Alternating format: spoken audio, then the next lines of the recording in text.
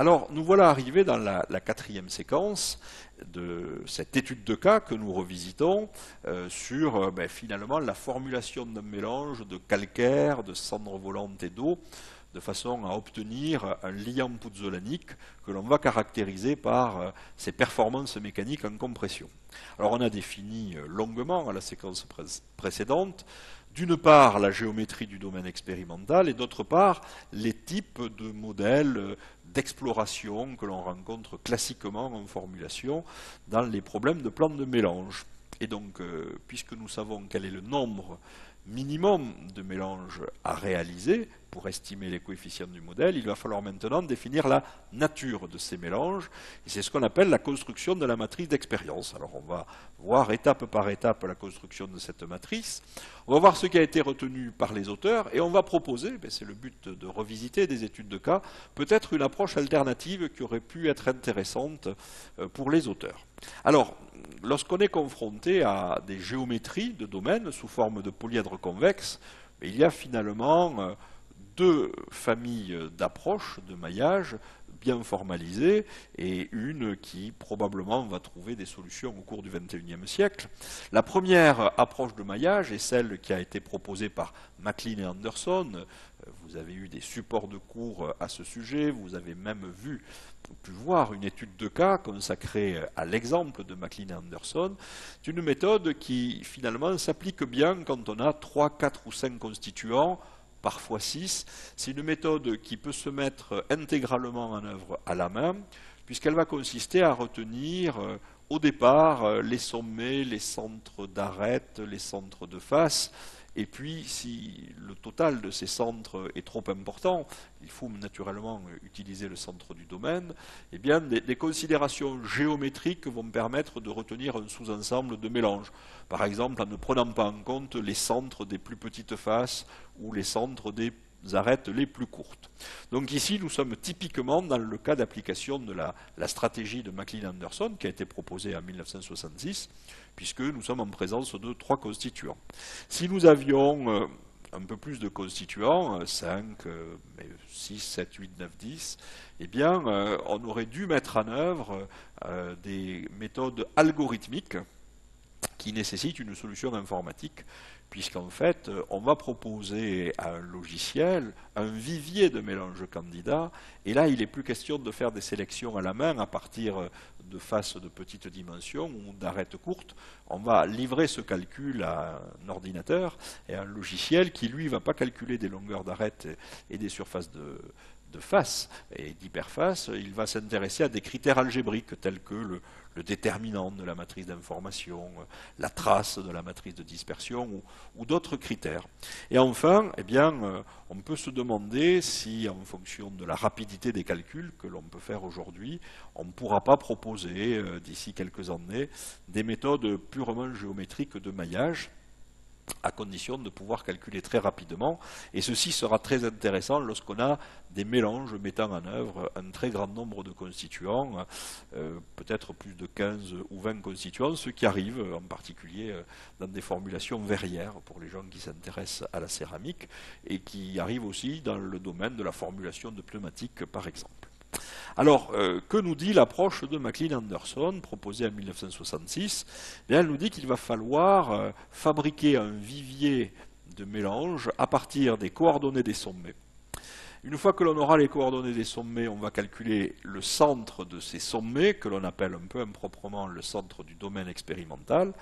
Ensuite, on rajoutera le centre ou les milieux des arêtes. Et enfin, si besoin, on rajoutera des mélanges internes. Et si ce nombre de mélanges est suffisant pour estimer les inconnus du problème, à savoir les coefficients du modèle, eh bien on se livrera à la campagne expérimentale.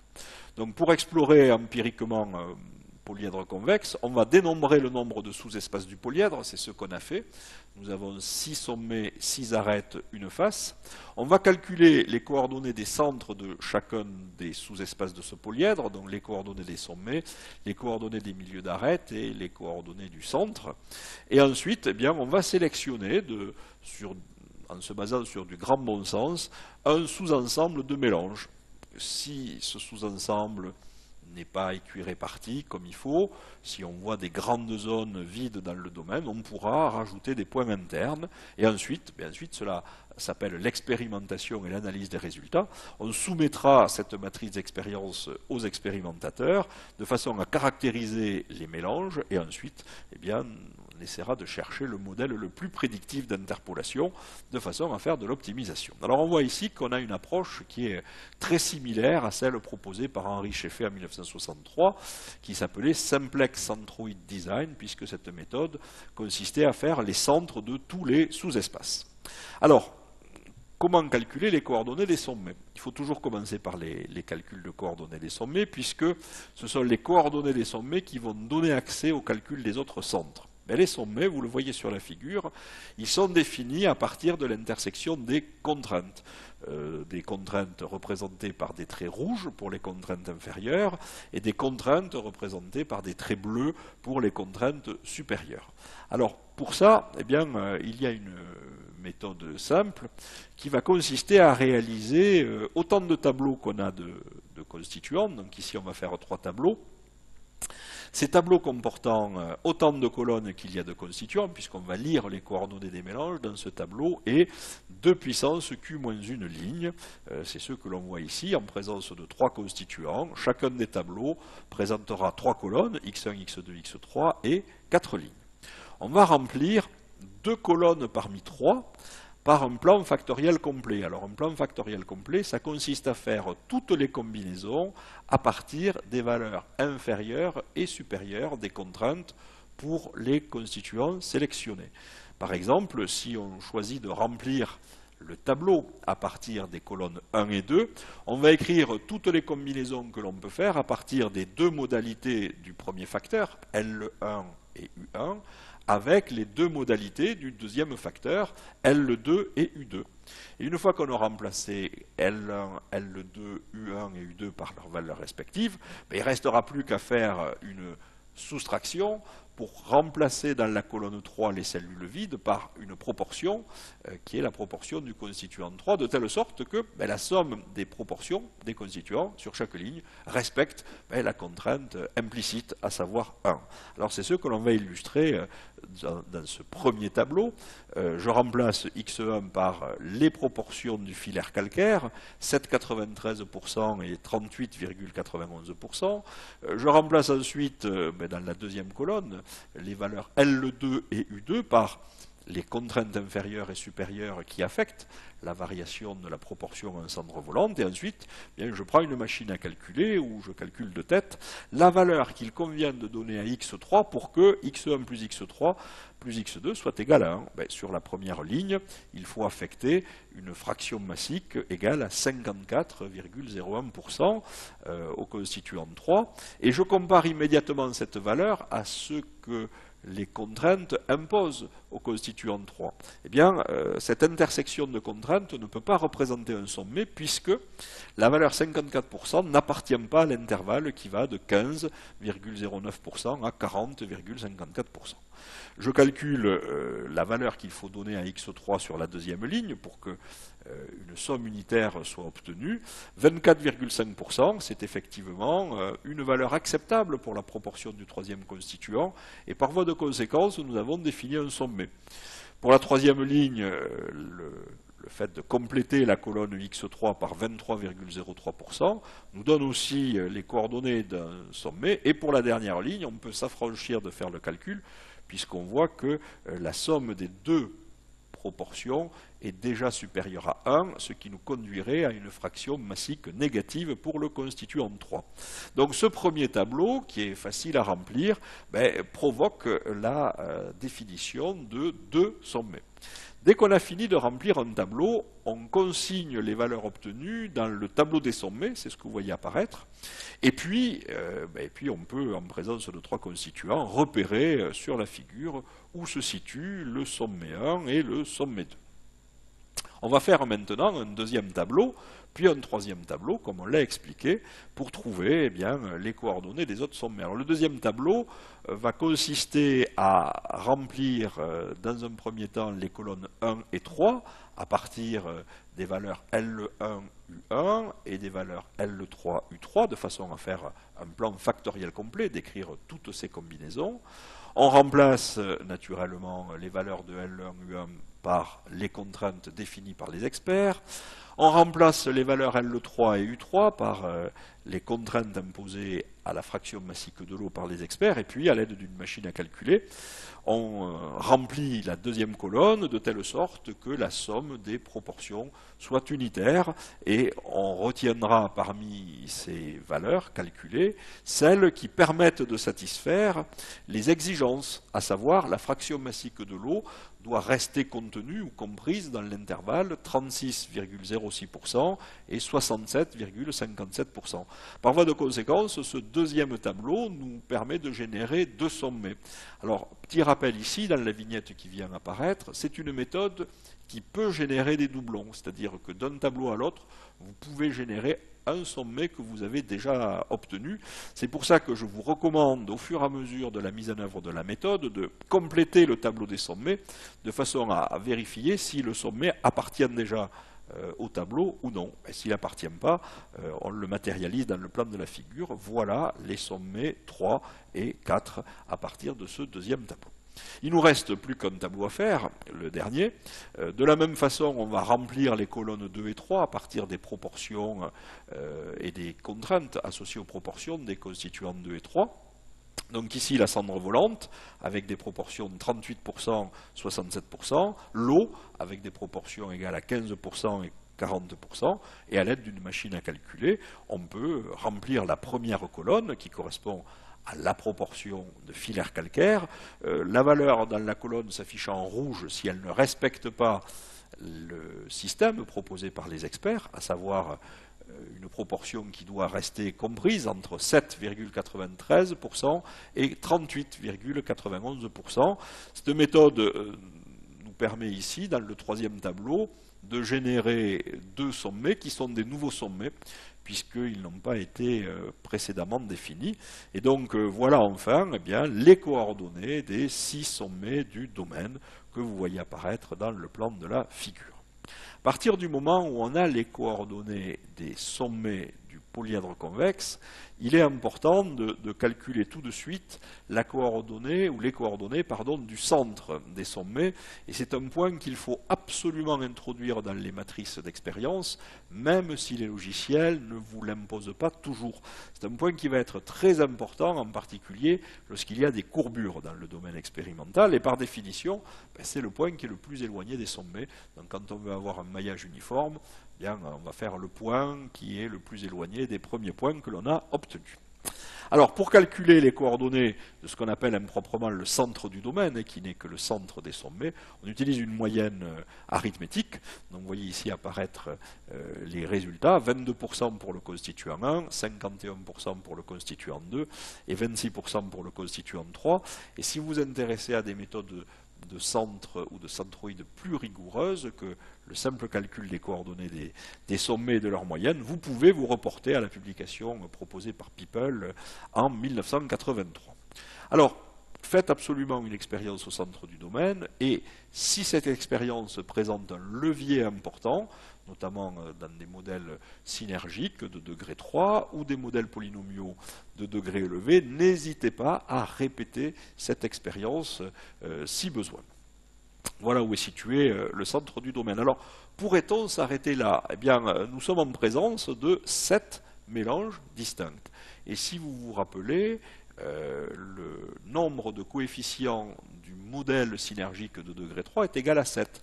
Bêta 1 x1 plus bêta 2 x2 plus bêta 3 x3 plus bêta 1 2 x1 x2 plus bêta 1 3 x1 x3 plus bêta 2 3, ça fait 6 coefficients, plus le coefficient bêta 1 2 3. Donc après tout, on pourrait se limiter à la mise en œuvre de ces 7 mélanges, mais n'oubliez pas qu'une campagne expérimentale, ça doit permettre aussi de valider un modèle. Si vous faites exactement le même nombre d'expériences que le nombre d'inconnus, ça risque d'être insuffisant pour pouvoir faire de la validation.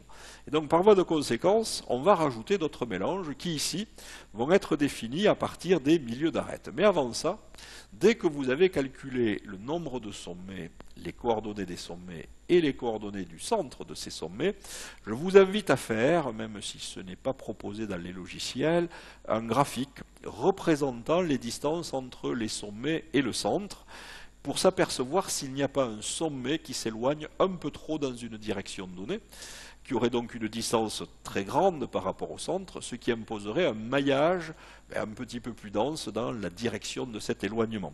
Alors, vous voyez qu'ici, on a une figure qui est, somme toute, assez isotrope, et il n'y a rien d'étonnant à ce qu'on trouve des distances du même ordre de grandeur, ou du moins une distribution assez uniforme des valeurs des distances entre les sommets et le centre. Alors, ce graphe des distances, on peut le comparer à un autre graphique qu'on appelle le graphe des leviers, les leviers représentent les termes diagonaux de la matrice H, matrice dont on aura besoin ultérieurement pour estimer la qualité prédictive du modèle. Alors, qu'est-ce qu'un levier? Eh bien, reprenons ici un exemple académique. Sur l'axe horizontal, j'ai la variation d'une variable x, et donc les abscisses des points que vous voyez dans le plan de la figure représentent quelque part la nature des expériences que vous allez réaliser, et on constate qu'une valeur de x est très éloignée des autres, notamment par valeur supérieure. Et donc le modèle qui est représenté ici par un trait rouge dans le plan de la figure, eh bien, va être attiré par cette expérience. Et cette expérience, en fait, on peut la désigner comme une expérience ayant un levier au sens du bras de levier mécanique important. Et quand on distingue une expérience qui a un levier important, eh bien, il faut s'empresser de découper le trou entre cette expérience et le centre des autres expériences par des essais complémentaires, et c'est le cas des domaines qui sont fortement anisotropes. Alors d'un point de vue algébrique, la matrice H, on l'obtient en faisant le produit de la matrice X par la matrice de dispersion, transposée de x moins 1, que multiplie transposée de x, et il s'agit en fait d'extraire les termes diagonaux de cette matrice.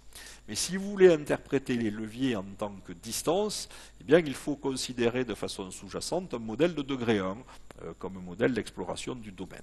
Alors regardons ici ce que donnerait le graphe des leviers. Eh bien, à partir d'un modèle de degré 1, là encore, nous avons des leviers qui sont homogènes, qui sont du même ordre de grandeur, aux alentours de 0,5, et donc on a une certaine correspondance, pour ne pas dire corrélation, on va plutôt parler de correspondance, entre le graphe des distances et le graphe des leviers. Le graphe des leviers, lorsqu'on postule un modèle de degré 1, eh bien, va nous permettre de voir tout de suite s'il en a un ou plusieurs sommets qui s'éloignent du centre des autres sommets. Et donc, si on est dans ce cas de figure, il faut absolument mailler de façon plus dense cette direction particulière de l'espace. Alors, après avoir calculé les coordonnées des sommets et du centre, eh bien, on va compléter ce premier maillage en définissant le milieu des arêtes. Et une arête, eh bien, c'est défini toujours à partir de deux sommets, quelle que soit la dimension du domaine, mais pas n'importe quel sommet. Alors, puisque c'est défini à partir de deux sommets, on va fabriquer des petits tableaux de 3 lignes, de telle sorte qu'on puisse, dans les deux premières lignes, reporter les coordonnées des deux sommets qui forment une arête, et reporter dans la dernière ligne le calcul de la moyenne de ces deux sommets. Alors, le sommet 1 et le sommet 3 forment une arête. Pourquoi? Parce qu'ils ont en commun une coordonnée, 7,93%, c'est ce que j'ai représenté en rouge dans le petit tableau, et cette valeur commune appartient aux valeurs des contraintes individuelles inférieures et supérieures explicites. Donc du coup, les sommets 1 et 3 formant une arête, je vais calculer le milieu de cette arête en faisant tout simplement une moyenne arithmétique des coordonnées de ces deux sommets. De la même façon, le sommet 1, il appartient à deux arêtes. L'arête qui relie le sommet 1 au sommet 3 et l'arête qui va relier le sommet 1 à un autre sommet qui est le sommet 6. En effet, les sommets 1 et 6 ont en commun une coordonnée, 67%, et 67% c'est une valeur qui est dans le système de contraintes fourni par les experts. Donc nous avons bien une arête. Pour calculer le centre de l'arête, on prend la moyenne des coordonnées des sommets formant l'arête. Et on peut tout de suite reporter sur le graphique le milieu de l'arête appelé A01 et A02.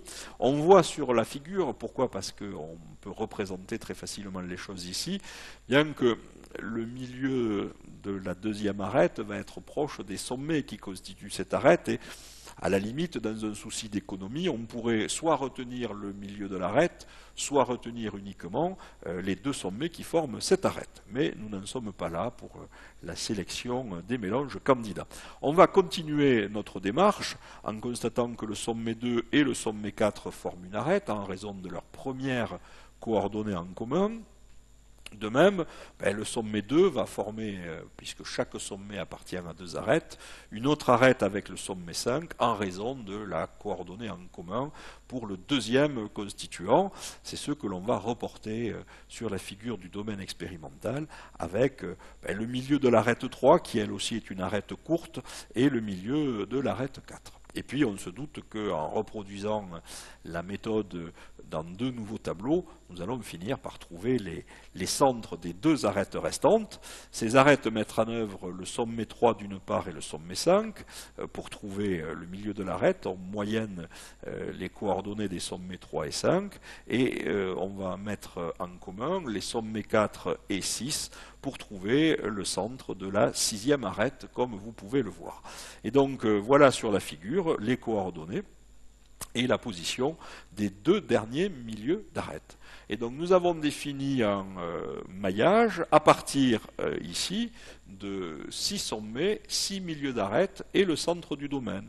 Donc nous avons un vivier de mélange candidat qui est égal à 13, 6 et 6, 12 et 1, 13, et on peut se demander si nous n'avons pas quelque part atteint la condition suffisante pour estimer convenablement les coefficients du modèle polynomial. Donc c'est ce que l'on voit ici, et c'est ce qui a été proposé par les auteurs. Si on regarde le tableau expérimental issu de la publication, on voit au cours des 6 premières lignes les coordonnées des 6 sommets, ensuite nous avons les coordonnées des milieux d'arête, et enfin nous avons les coordonnées du centre.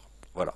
Alors, on peut se poser la question, dès lors qu'on travaille finalement dans un petit domaine du simplex de hauteur unitaire, ne pourrait-on pas mieux visualiser les choses, non pas dans le triangle noir, mais dans le triangle rouge, qu'on appelle le simplex L, qui contient exactement le domaine expérimental en utilisant ce qu'on va appeler une transformation en pseudo-constituant.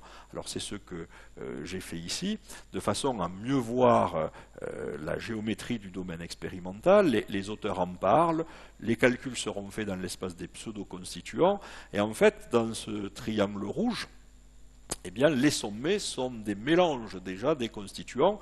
Le sommet que j'ai appelé Z1, c'est un mélange de 46,85% de calcaire, 38,06% de cendres volantes et 15,09% d'eau. On verra dans la partie mathématique comment calculer par intersection de contraintes les valeurs de ces pseudo-constituants. C'est une transformation qui est importante, notamment quand on a un nombre élevé de constituants et que l'on travaille avec des polynômes de degré élevé. On verra quelles sont les conséquences d'un point de vue numérique dans la partie consacrée à l'analyse des résultats. Donc voilà quel est le maillage proposé par les auteurs, les 6 sommets, les 6 milieux d'arête et le milieu des sommets. Alors on constate que si le périmètre du domaine représenté ici par un polygone noir est maillé à peu près convenablement, à l'intérieur, il ne se passe pas grand-chose, on n'a qu'un seul point, et c'est ce qui est peut-être un peu regrettable. Ceci dit, est-ce que nous avons assez de mélanges pour estimer un polynôme de degré 1 mis sous forme canonique? Bien, la réponse est oui, et dès lors qu'on s'apprête à faire ces 13 mélanges, empressons-nous de faire le graphe des leviers. Alors pourquoi faire le graphe des leviers? Parce que les leviers vont intervenir d'une part ici pour caractériser la géométrie du domaine, mais d'autre part pour calculer la qualité prédictive de ce domaine. La qualité prédictive de ce domaine va faire intervenir la valeur des leviers au dénominateur. Vous voyez apparaître un terme sous la forme de 1 divisé par 1 moins HII. Et plus un levier va être grand, numériquement, il ne peut pas être plus grand que 1, plus l'amplification de la valeur EI c'est l'écart de description, va devenir grande et nous donnera donc un écart de prédiction important. Donc on a intérêt à avoir les leviers les plus faibles et les plus homogènes possibles. Alors pourquoi les plus homogènes? Parce qu'on ne sait pas a priori dans quelle zone se situe le domaine, l'optimum que l'on cherche. Et il existe une limite que l'on peut reporter sur le graphe des leviers qui est égale, on l'a vu en cours, à 2 fois le nombre de coefficients à estimer, donc ici 2 fois 3, 6, divisé par le nombre de mélanges distincts que l'on fait, à savoir 13. Et donc si les leviers ne dépassent pas cette limite, alors on considère que la valeur de ces leviers ne sera pas trop perturbatrice, d'une part pour le maillage du domaine et d'autre part pour l'estimation de la qualité prédictive du modèle. Mais un modèle de degré 1, c'est parfois un peu restrictif, donc qu'advient-il de ces leviers provenant du maillage de 13 mélanges distincts si l'on s'intéresse à un polynôme de degré 2? Alors, naturellement, les leviers augmentent.